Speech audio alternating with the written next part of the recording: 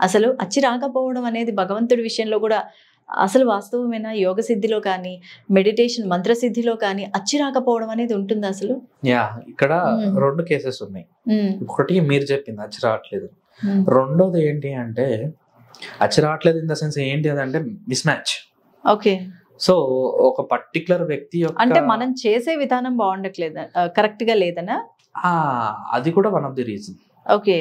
One of the reasons లా మీరు చెప్పింది ఒకటి. ఉమ్, ఇది కాకుండా ఏంటంటే the teacher who is initiating you, um, um. ఆ ఇనిషియేషన్ ఇచ్చేటప్పుడు ఆ యొక్క గురువు ఏ యొక్క స్థితిలో ఉన్నాడు, ఓకే. ఆయన కోపంగా ఉన్నాడా, ఎక్కడైనా హీటెడ్ ఆర్గ్యుమెంట్ నుంచి వచ్చాడా, లేదా పీస్ ఆఫ్ మైండ్ నుంచి వచ్చాడా, లేదా అప్పుడే ఏదైనా ఆరాధన చేసి వచ్చాడా, ఏం చేసి వచ్చాడు, ఎక్కడికి వెళ్ళాడు, ఇవన్నీ దీన్ని కన్సిడర్ చేసుకుని వస్తుంది అది. ఓకే. సో ఒక ఇనిషియేషన్ ఇచ్చినప్పుడు ఉమ్, ఆ వ్యక్తిలోకి శక్తి ప్రసరణ జరిగేటప్పుడు ఉమ్. ఎక్కడెక్కడ తిరిగి వచ్చి ఉంటాడు కదా, అది కూడా పడిపోతుంది. ఓకే. సో ఈ ప్రభావం మన మీద పడుతుంది. మన మీద పడుతుంది. కాబట్టి ఓకే. ఇక్కడ గురువు ఆ మాస్టర్ ఎవరైతే ఉన్నారో వాళ్ళది మెయిన్ ఉంటుంది.